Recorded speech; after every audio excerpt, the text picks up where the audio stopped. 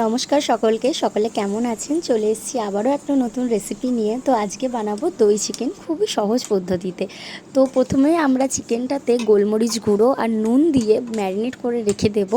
আর তারপর আমরা একটা পেস্ট বানিয়ে নেব। সেই পেস্টটায় দেব আদা কুচি, রসুন কুচি, কাঁচা লঙ্কা কুচি আর কয়েকটা কাজু বাদাম দিয়ে আমরা মিক্সিতে ভালো করে পেস্টটা করে নেব।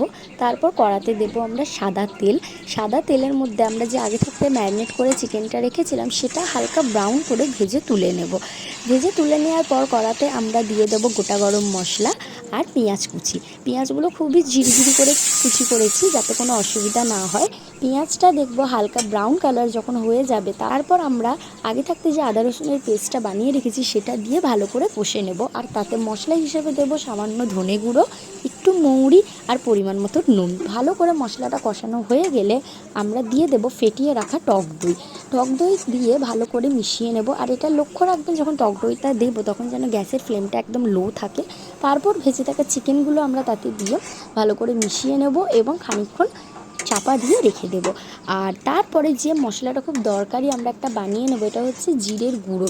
আমরা শুকনো খোলায় জিরে আর গোটা গরম মশলাকে হালকা ভেজে সেটাকে গুঁড়ো করে নেব এবং তারপর দই চিকেনের ওপর সেই মশলাটা দিয়ে দেবো এবং সামান্য দেবো কসুরি মেথি এবং ধনেপাতা কুচি দিয়ে ভালো করে মিশিয়ে নামিয়ে নিলেই আমাদের বাড়িতে দুর্দান্ত স্বাদের দই চিকেন রেডি। রেসিপিটা যদি ভালো লাগে চ্যানেলটা অবশ্যই সাবস্ক্রাইব করবেন এবং ভিডিওটিতে লাইক, কমেন্ট, শেয়ার করতে একদম ভুলবেন না। ধন্যবাদ সকলকে।